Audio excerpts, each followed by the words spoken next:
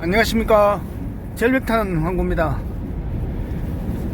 이번 주에 첫 번째 산행을 또 오늘 수요일쯤에 가게 됐습니다. 자, 고산지대 며칠 갔다 왔으니까 이제 또 강 쪽으로 한번 가보겠습니다. 좌측 커브에 주의하세요. 약 500m 앞 신호위반과 80km 단속 구간입니다. 강 쪽에 협곡 쪽으로 지금 답사 겸 가는데 산행이 될지는 모르겠습니다. 일단은 출발은 했거든요. 그래서 한 두 군데 둘러보고 산행할 여건이 되면 또 산행도 한번 해보는 걸로 그렇게 하겠습니다. 잠시 후 신호위반과 80km 단속 구간입니다. 지금 새벽에 영하 14도까지 내려갔다가 지금 1시 좀 넘었는데 지금은 기온이 영상으로 올라왔습니다. 0도에서 마이너스 1도 왔다 갔다 하거든요. 그러니까 지금은 뭐 포근하죠. 좌측 커브에 주의하세요.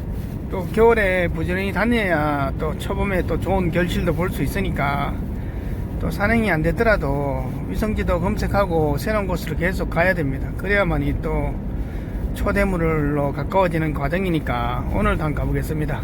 날씨는 뭐 구름 한 점 없고 굉장히 화창합니다. 바람이 많이 불고 이러니까 미세먼지도 없고 산행하기에 날씨는 뭐 괜찮네요.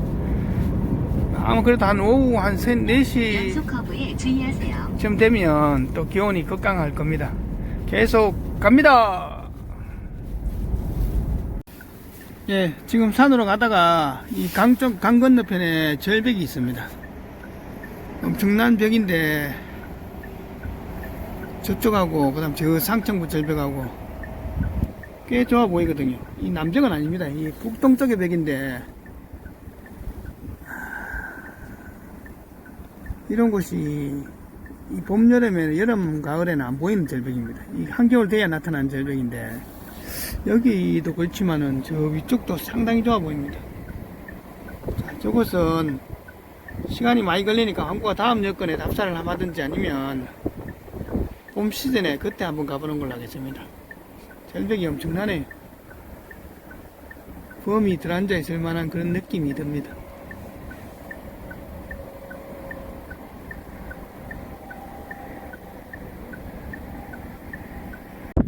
안녕하십니까. 절벽타는 황구입니다. 자, 오늘도 이 강 쪽의 협곡을 몇 군데 살펴보는데 지금 저기 하천 건너편에 저 정상 이게 한 300-400m 정도 되는 산인데 저 중턱쯤에 절벽이 있습니다. 저 절벽들은 이 지금 화렵수가 꽉 덮여 있기 때문에 지금 여름에는 안 보입니다. 근데 이 가을 겨울 되니까 나타나는 절벽이거든요. 살 때는 물론 뭐 다 날려가고 없겠지만은 그러나 자원이 있을 수도 있는 그런 여건이 자원이 있나 확인하러 한번 올라가 봐야 될 것 같습니다. 이 절벽에 지금 흙하고 절벽하고 섞여 있어가 경사도 상당하고 굉장히 미끄럽거든요. 오늘 산행이 좀 빡셀 것 같습니다. 하늘 한번 보시죠. 이야, 구름 한 점 없습니다. 진짜 푸르고 청명하지요. 눈 시리도록 푸른 하늘입니다. 굉장히 추운 날 하늘이 이렇습니다. 자, 빨리 옷 갈아입고 한번 가보겠습니다. 안녕하십니까. 절벽타는 황구입니다. 자, 오늘 갈 산은 남서쪽을 바라보고 있는 한 300m 정도 되는 산입니다. 지금 초입부터 경사지고 상당히 미끄러운 절벽들이 있기 때문에 올라가기 전에 예상 진입로를 다 파악하고 가셔야 됩니다. 항구는 이 좌측으로 올라가서 중턱에 저 절벽을 보고 요 우측으로 중간에 저 협곡 같은 골짜기 쪽에 경사가 좀 완만하거든요. 그쪽으로 내려오든지 해야 되겠습니다. 지금 상당히 위험한 것이 지금 초입부터 절벽에 경사가 심하고 저쪽 우측 좌측 다 경사가 심하거든요. 위에서 실수해서 한번 미끄러지면 그 밑에까지 바로 추락해 버립니다. 이런 산이 상당히 난이도가 높은 산들입니다. 자, 오늘 한번 가보겠습니다. 이제 하천을 건너서 산으로 올라갈 길 찾고 있습니다. 오늘 준비물은 물은 1리터 각각 2병이고요. 식량은 초콘 각각 2개, 비상식량은 초코바 3개입니다. 그래도 밖에 나오니까 쌀쌀합니다. 지금 기온이 영하 한 2, 3도 되거든요. 바람이 좀 덜 부니까 다행입니다. 그리고 올라가다 보니까 이런 게 있는데, 자, 여기 있잖아요. 이게 뭐냐면 우슬입니다. 우슬. 쇠무릎이라고 하는 우슬입니다. 우슬. 여기 몇 개가 있거든요. 여기 있네요. 한국은 그닥 필요 없으니까 그냥 패스합니다. 계속 갑니다. 자, 지금 절벽 사이로 올라가는데 역시 예상했던 대로 낙엽도 많고 흙 자체도 미끄러운 데다가 바위 자체도 이 짚을기 잘 없습니다. 이 바위를 짚으면 이게 막 얽어지거든요. 보시죠. 그러니까 이 짚을 때도 조심해야 됩니다. 자, 이 사이로 올라가서 저 상층부까지 조심해서 올라가 보겠습니다. 계속 갑니다. 이제 제법 올라와서 여기 절벽이 있는데 첫 번째 절벽인데 도착했습니다. 여기서 한 5분간 쉬다가 물 좀 마시고 이 아래쪽을 왔다 갔다 하면서 도라지 삭대가 붙어 있는 것이 있는지 한번 날린 흔적들이 있는지 한번 살펴보겠습니다. 야, 분위기는 상당히 좋거든요.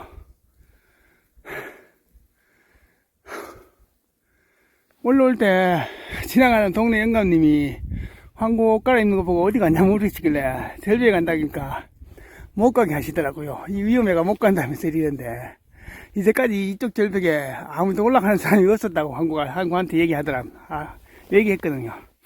손은 안 닿지 싶은데 일단 가봐야 알겠죠. 야, 느낌은 상당히 좋습니다.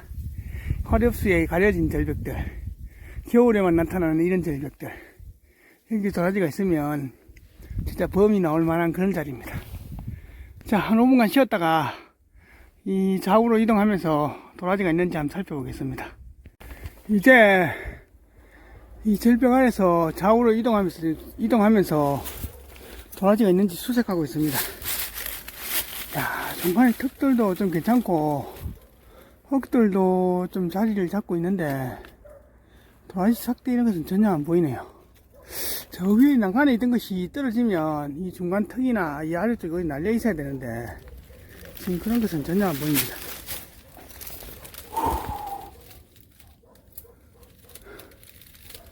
분위기는 상당히 좋습니다. 좋은데 아직까지 도라지는 안 보입니다. 자, 지금 이쪽으로 올라갈 길이 없으니까 이 옆으로 우회해 가지고 저 절벽 저 상층부까지 한번 올라가 보겠습니다. 지금 이 절벽 사이를 우회해서 올라가고 있는데 이 파란 잎 같은 게 보이길래 이게 뭘까 싶어서 처음에는 명문동인 줄 알았는데 보니까 이겁니다. 야생 춘난해입니다. 야, 춘난이 절벽 사이에 사는 곳이죠. 야들도 생명력이 대단하죠. 귀한 춘난은 아니지만은 진짜 대단합니다. 생명력이. 도라지는 못 봐도 이 춘난만 봐도 기분은 좋네요. 자, 이 길에서 계속 올라갈 길을 확보해 보겠습니다. 이제 이 절벽 옆으로 해서 이 상층부로 올라가고 있습니다. 지금 눈에 보이는 이 상층부하고 절벽 난간이 만나는 자리, 그 다음 저 아래 중간에 턱들, 자, 저기 있는 턱들, 그 다음 저 아래 중간중간 턱들. 야, 도라지가 서식할 만한 여건은 상당히 좋은데 지금 삭대는 전혀 안 보입니다. 지금 바람도 워낙 많이 부는 데다가 지금 이거 뭡니까, 낙엽이 워낙 많기 때문에 이거 삭대를 찾을 수는 없는 것 같습니다. 일단은 오늘은 답사니까 도라지가 있을 만한 여건만 보겠습니다. 도라지도 물론 보면 좋겠지만은 눈으로 확인했으면 좋겠지만은 오늘은 뭐 확인은 안 될 것 같은 느낌입니다. 안 그러면 올라오면서 벌써 몇 개를 봐야 되는데 아직 보이진 않거든요. 오늘 절벽이 상당히 난이도가 높습니다. 이런 절벽들이 계속 갑니다. 지금 절벽 상층부에 올랐는데 절벽 난간에는 못 씁니다. 지금 워낙 지금 이쪽에도 경사가 지금 워낙 급하기 때문에 바위하고 그 뭡니까 나뭇잎으로 막 깔려 있거든요. 야, 저 옆에는 로프 타고는 못 씁니다. 자, 일단은 오늘은 로프 타지 말고 그냥 확인만 해보고 가는 걸로 하겠습니다. 그리고 문제가 뭐냐면 이 사이로 지금 올라가야 되는데 이 사이로 올라가면 어느 쪽으로 내려갈 수 있는 길이 있는지 그게 잘 안 보입니다. 야, 지금 저 동네가 바로 발 밑에 보이잖아요. 그만큼 이게 급경사라는 겁니다. 지금 이쪽에 평균 경사도 지금 60도가 넘거든요. 여기서 미끄러지면 바로 저 아래까지 바로 추락입니다. 한 발 한 발 내디딜 때 진짜 신경 쓰입니다. 일단 저 옆으로 가서 내려갈 길을 한번 찾아봐야 될 것 같네요. 내려가면서 또 저 절벽 사이로 내려가는 길이 있는지 그것도 한번 살펴보고, 없으면 왔던 길로 다시 내려가야 됩니다. 야, 이번 주 첫 산행부터 상당히 난이도가 높습니다. 이제 황구가 아까 처음에 올라오면서 봤는 본 절벽은 저 건너편입니다. 자, 저쪽이 절벽인데 지금 황구가 이 위로 우회해 가지고 지금 위쪽 하나, 꼴짝이 하나, 그걸 하나 건너서 내려가는 길을 찾고 있거든요. 저 건너편에 저 첫 번째 절벽 저쪽으로 완만한 경사가 좀 있었는데 황구가 그걸 못 봤습니다. 저 위쪽에는 경사가 가파르고 이 아래쪽으로 오니까 좀 완만해지네요. 그러니까 지금 이 길을 찾기가 상당히 어렵거든요. 지금 나뭇잎이 다 졌는데도 이 정도 같으면 한여름에 오면 이 찾기가 상당히 어려울 겁니다. 일단 오늘 처음이기 때문에 황구가 보니까 저 본 절벽 그쪽에 로프 타야 할 자리가 있고, 그 다음 저 끝에서 좀 완만하게 내려가는 길이 있네요. 다음에 오면 저 길을 이제 처음 오니까 이제 못 찾는 건데, 다음에 오면 찾아서 저쪽으로 내려가면 될 것 같습니다. 지금 이쪽도 가면 또 급경사가 나오거든요. 내려갈 때 상당히 조심하셔야 됩니다. 내려갈 꼴짝꼴짝이를 잘 보면서 위에서 이 무작정 내려가는 것이 아니라, 내려갈 때 이 좌우 방향을 살펴보면서 가장 안전하고 가장 장애물, 그러니까 기존에 있는 나무나 바위 이런 것을 잘 잡고 내려갈 자리가 있는지 이런 것을 잘 보면서 내려가야 됩니다. 만약에 이래 내려가다가 진짜 급경사가 나오고 시간이 촉박하고 진짜 내려갈 길이 없으면, 그때는 황구가 40m 로프가 있잖아요. 로프를 나무에 세팅해서 두 겹을 해서 20m 내려가 가지고 로프를 회수할 수도 있고, 정 안되면 40m 로프를 다 타고 내려가서 이 로프는 다음에 회수하는 걸로 그렇게 해야 돼요. 그게 마지막 방법입니다. 이제 이 아래쪽으로 가장 안전한 방향으로 한번 찾아서 내려가 보겠습니다. 빡셀 줄은 알았지만은 황구가 생각하는 것보다 훨씬 더 빡셉니다. 그리고 이 절벽 위에 야생 엄나무가 상당히 많거든요. 봄에 오면 엄나무 순도 제법 딸 수 있는데, 문제는 이런 급경사에서 엄나무 순 따도 이 엄나무 순 줍는 것이 상당히 어렵습니다. 저 가에서 로프를 한번 타봤으면 절로 내려갈 길이 있다는 걸 알았을 건데 황구가 몰랐습니다. 자, 일단 이쪽으로 해서 조심해서 내려가 보겠습니다. 이제 저 경상 찍고 절벽을 한참 돌아서 내려왔습니다. 내려와가지고 아까 여기가 출발지거든요. 출발지에서 황구가 이쪽을 절벽을 살펴보고 이 좌측으로 갔는데, 이 산 정상 치고 쭉 넘어가지고 이 우측으로 오는데, 이게 보시죠. 이게 묵은 삭대 같은 게 딱 있더라고요. 자, 도라지 삭대 같기도 하고 산나리 삭대 같기도 하고 그런데, 자, 이런 게 딱 있는데, 이런 게 있으면서 황구가 분명히 도라지가 있을 거다 했잖아요. 여기 한번 보시죠. 이야, 이게 뭘까요? 자, 지금 잎은 다 떨어져 없잖아요. 이게 도라지 삭대입니다. 이 네드에서는 떨어진 되죠, 이게. 자, 중급에 도라지 삭대가 있습니다. 분명히 이것만 있지는 않을 겁니다. 황구가 생각에는 이것도 있고, 이거보다 더 큰 어미도 분명히 어딘가 있을 건데, 일단은 자원은 있습니다. 야, 황구는 안 그래도 이거 삭대 하나도 안 보이면 내년에 와야 되나 안 와야 되나 싶고 이렇게 해서 했는데, 분위기가 워낙 좋기 때문에 삭대가 안 보여도 황구는 내년에 분명히 다시 와봐야 된다 생각했는데, 이 확신을 가져주네요. 야, 이 삭대 한번 보시죠. 그리고 이게 지금 막 얽어지는 이런 바위 쪽에 있으면 좋은 게 나올 수도 있거든요. 분명히 저 위에 어딘가에 있었을 겁니다. 그리고 지금 이 나뭇잎이 워낙 많아 그런데, 이거 말고 다른 것도 분명히 있을 겁니다.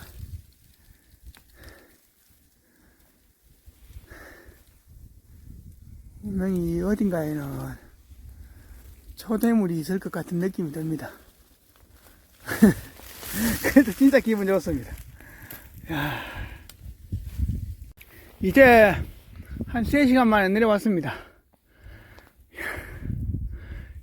이제 해가 지려고 하니까 바람이 기온이 급강하기 시작합니다. 그리고 오늘 가보니까 이제 뭡니까, 어느 데로 올라가야 되고 어디로 내려가야 될지 그 루트는 이제 대충 알겠습니다. 본 시즌에 와가지고 진짜 최강 도화지를 한번 찾아보겠습니다. 하늘 안 보시죠? 구름 한 점 없습니다.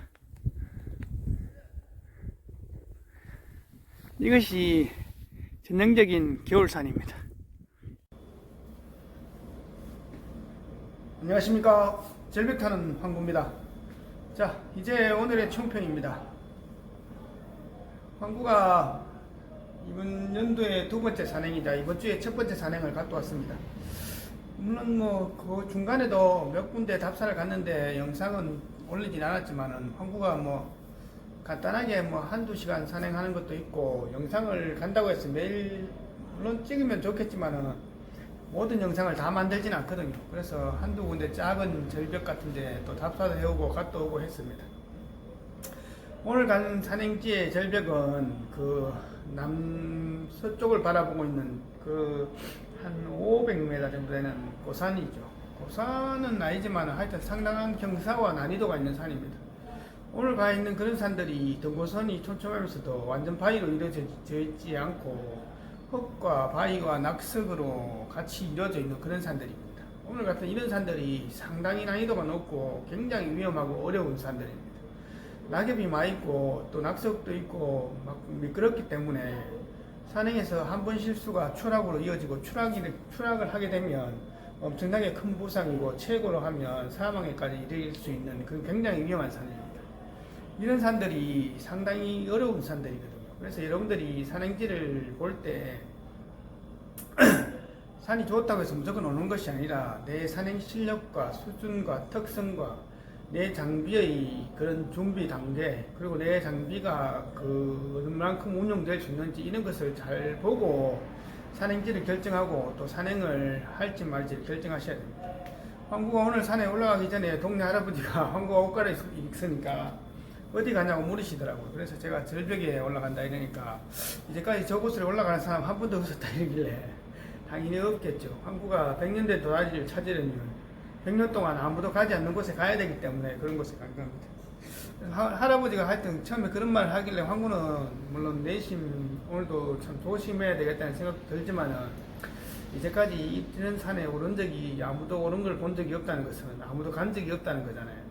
그러면 초대물 도라지가 있을 수 있는 확률이 있겠다 이런 생각도 했습니다. 그래서 기대감 반 또 리스크도 반 안고 이렇게 갔는데, 오늘 대물 삭대는 못 봤지만은 중급 삭대 괜찮은 게 있길래 분명히 저 삭대 하나만 있는 것은 아닐 겁니다. 분명히 황구가 못 찾은 삭대가 있거든요. 가면 분명히 있습니다.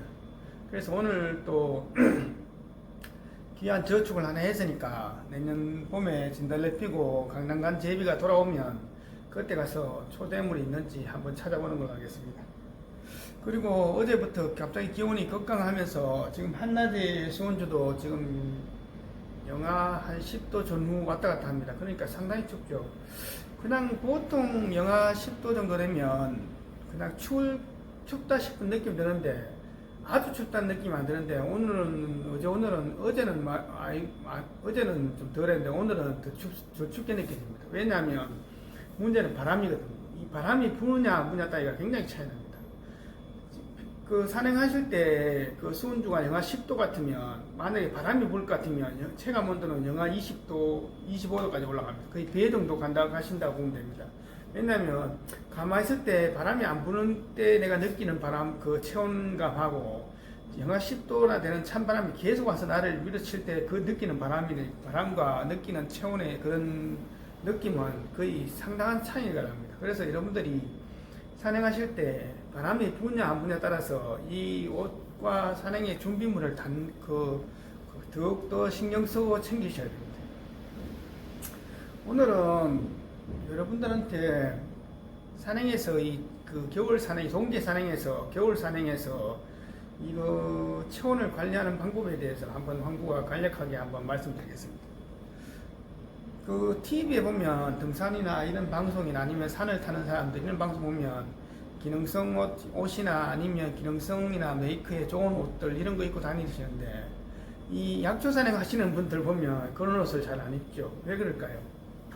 자, 일반 뭐 백대 명산이나 이런 거 하시는 분들은 밀레나 뭐 블랙야크나 아니면 뭐 캠프라인이나 아니면 외국의 초고가 등산화나 등산 제품, 등산 패딩 이런 거 입고 사용하시면 굉장히 좋겠죠. 물론 기능이 많고 그만큼 또 기능뿐만 아니라 가격, 기능 모든 것을 다 커버칠 수 있는 그런 옷이기 때문에 그런 장비이기 때문에 좋겠지만 우리 황구가 하는 이런 약초 산행을 하시는 분들을 보면 그런 장비를 입고 있는 건 잘 없습니다. 왜 그럴까요? 자, 백대명산이나 이렇게 히말라야 트레킹 가시는 분들은 가시덤불이 없습니다. 산과 산 사이에 능선 따라가기 때문에 그곳에서 뭐 구를 일도 잘 없고 뭐 가시덤불 해칠 일도 없고 땅을 팔 일도 잘 없습니다. 그렇기 때문에 아주 고가의 등산 제품, 등산화나 그런 장비들 이런 거 갖고 가셔도 그것이 뭐 리스크가 있거나 아니면 손상이나 손실이 가는 경우, 그런 경우는 잘 없지만은 황구하는 이런 약초 산행을 보면 길이 없는 곳에 가시덤불로 가지요. 그리고 막 흙을 파야 되고 절벽을 기어 올라야 되고 절벽을 내려가야 되고 암벽지대를 올라가야 되고 막 이러기 때문에 그런 고가의 장비들을 잘 착용을 못합니다. 그렇지만은 여러분들이 약초 산행 하신다고 해서 꼭 그런 장비를 갖추지 말라는 부분은 없습니다. 그런 메이커의 아주 화려한 장비는 갖추진 않지만은 그런 고가의 장비는 아니지만은 그만큼의 고가는 아니지만은 같은 기능을 갖고 있는 그런 장비는 갖고 가시는 게 훨씬 좋습니다. 왜냐하면 물론 백대명산이나 이런 거 하시는 분들, 우리나라의 고산들, 명산들 그 1000m 높은 봉우리 갈 때 그분들이 물론 뭐 가시덤불을 가진 않지만 산 능선이 따라 가면 오늘 같은 지금 평지의 기온이 영하 15도 정도 될 것 같으면 그 정상적으로 1000m, 1500에서 1900 지리산 정상 같은 데 가면 지금 그 한계 체온은 영하 30도 가까이 떨어지거든요. 그러면 엄청나게 좋은 옷들이 있어야 되겠죠. 그렇지만은 약초 산행도 같은 산이잖아요. 물론 뭐 고산지대 지금 뭐 상황버섯이나 아니면 차가버섯 같은 거 보시는 분들도 스랑산이나 뭐 지리산 같은 경우 1000한 몇백 미터가 올라가거든요. 그러면 그분들도 상당히 좋은 옷을 입어야 된다는 거예요. 그렇지만은 가격은 메이크는 그만큼 안 좋지만은 기능성에서 그만큼 따라가는 옷을 입어야 된다는 겁니다. 왜 약초 산행 하시는 분들은 왜 장화 신고 가야 되고 왜 군복만 입고 가야 되고 왜 허접한 옷만 입고 가야 될까요? 그것은 잘못된 겁니다. 군복 같아 보이지만은 기능성은 어느 등산화 100만원짜리 등산화 외투만큼 기능이 있는 옷을 입고 안에 올트 패딩은 그만큼 메이크는 아니지만은 그 정도 기능을 커버칠 수 있는 그런 옷을 입어야 된다는 겁니다. 겨울산에 약초 산행 간다고 해서 뭐 허접하게 입고 다니는 것은 틀린 말입니다. 그만큼 이제 옷이나 원단들이 그런 고가의 원단의 옷들은 메이크 값이 거의 거품이지 기능성 면에서는 저희들이 황구나 일반 그 약초 산행에서 좀 괜찮은 거 입으시는 분들하고 가격은 배 차이 나지만 기능성 면에서는 절대 떨어지지 않거든요. 그러니까 그런 것을 챙기시라는 겁니다. 등산화도 아주 뭐 캠프라인이나 뭐 뭡니까 그 캠프라인이나 잠발랑이나 이런 건 안 신지만은 기능성 등산화를 신으시고 옷도 한국가 뭐 입고 있는 이런 미군 군복 같은 게 오버트라우즈 이런 것도 뭐 비싼 거는 꽤 비싸거든요. 그렇지만은 비싸지만은 저 고가에 달을 멋부리는 등산 메이크의 옷만큼 뭐 이렇게 반가격도 안 합니다. 그렇지만 기능은 그거보다 훨씬 좋은 것도 있거든요. 그러니까 그런 것을 고르셔서 입으시라는 겁니다. 자, 한국과 등산할 때 겨울 산행에서 가장 중요한 게 체온 관리인데 우리 몸의 체온이라는 것은 36.5에서 시작해서 38이 되면 열이 나는 거고 35가 되면 저체온이 시작되는 겁니다. 34가 되면 장기나 뇌에 손상이 가기 시작하고 33이 되면 사람이 죽은 상태입니다. 시신의 체온은 시신의 온도를 재면 32, 3도 정도 됩니다. 그러니까 36.5에서 한 3도 내려가면 그 사람이 죽을 수가 있고 3도 올라가면 열이 나서 죽을 수도 있습니다. 그래서 그만큼 체온이 중요한 거랍니다. 그래서 체온을 1도 올리고 1도 내리는 것에 대해서 엄청나게 신경을 쓰셔야 됩니다. 겨울에서 여러분들이 산행할 때 물론 뭐 아래 위에 등산 바지도 아래에 내피나 단이 되어 있는 두꺼운 등산 바지도 있고 그 다음에 장화보다는 등산화가 훨씬 좋겠죠. 열 내는 것도 좋고 체온 상실을 방지하는 것도 좋습니다. 그리고 미끄러움이나 접지력도 등산화가 훨씬 좋습니다. 꼭 겨울에 추운데 장화 신으면 발도 시려운 데다가 거기서 열이 막 빠져나가기 때문에 그 좋은 기능을 못합니다. 그렇기 때문에 등산화 신으시고 바지도 두꺼운 거 입으시고 그 다음에 안에 환구가 있는 것은 안에 이렇게 목티 하나 있고 그 다음에 오리털 패딩 하나 있습니다. 오리털 패딩도 좋죠. 그렇지만 문제는 오리털 패딩이 갖고 나가면 가시덤불 같은 경우 끓여서 터져 나가 버립니다. 오리털 패딩이 오리털이 빠져나가 버리면 기능을 못 하잖아요. 그리고 오리털 패딩은 또 비가 바람에 약하거든요. 그렇기 때문에 그것을 커버칠 수 있는 것이 바로 방풍, 방습 그런 기능이 있는 고아텍스 원단의 이런 미군 군복 같은 거, 아마 워터나우즈 같은 거 같은 군복이라도 일반 천으로 되는 원단보다는 고아텍스 기능이 있는 그런 원단이 좋겠죠. 그런 것을 바깥에 입으시라는 거예요. 그러면 더 좋은 역할을 하겠죠. 그리고 또 여러분이 챙기셔야 될 게 마스크 있잖아요. 작은 그냥 꼭 뭐 좀 비싼 거 아니라 됩니다. 보통 뭐 약국에 가면 방한대 마스크 한 3, 4천짜리 한 개 그거라도 등산화에 좀 이렇게 뭉쳐가지고 배낭에 딱 넣어 다니시다가 추울 때 마스크 하나만 끼셔도 영하 한 2, 3도의 체온을 막을 수 있습니다. 그래서 마스크를 끼고 있으면 바깥에 찬 공기가 유입이 코나 입으로 들어오는 것 유입을 막을 수 있고 몸에 있는 체온이 바깥으로 숨 쉴 때 빠져나가는 것을 좀 손실을 줄일 수 있거든요. 그래서 찬바람을 막고 내 몸에 있는 뜨거운 기운을 바깥으로 좀 뽑아내는 것을 좀 막을 수가 있습니다. 마스크 하나 끼는 것도 엄청나게 차이가 있습니다.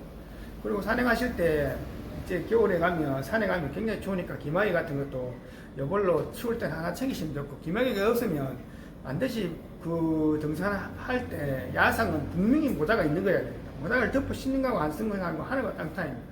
모자를 덮어 우리가 산행할 때 체온 손실을 가장 많이 일으키는 것이 얼굴이거든요. 얼굴 목 쪽에서 이게 노출되어 있으면 이쪽으로 체온 손실이 굉장히 큽니다. 그러니까 이것을 덮을 수 있는 거.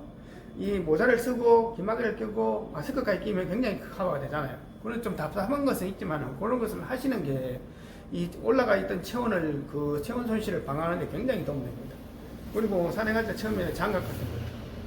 일반 뭐 등산하시는 분들은 좀 두꺼운 장갑을 끼셔도 괜찮지만은 일반 우리 약초 산행하시는 분들은 두꺼운 장갑 보통 뭐 코팅되어 있는 고무장갑 그 비닐 코팅되어 있는 빨간색 장갑 끼잖아요. 한국도 그게 끼는데 그 중에서도 좀 두꺼운 원단이 있거든요. 그런 걸 끼시던가 아니면 한국가 섬 산행할 때 아침 산행하면 지금 평지에 영하 15도 같으면 산행하면 체감 온도는 한 20도 넘거든요. 영하 20도 넘습니다. 그러면 처음 산행을 참 스타트 해가지고 1시간 동안 몸의 체온이 1도 정도 오를 때까지는 굉장히 춥습니다. 그럴 때까지는 계속 걸어야 되는데 체온이 37.5, 8까지 올라오면 이제 손발이 안 시리거든요.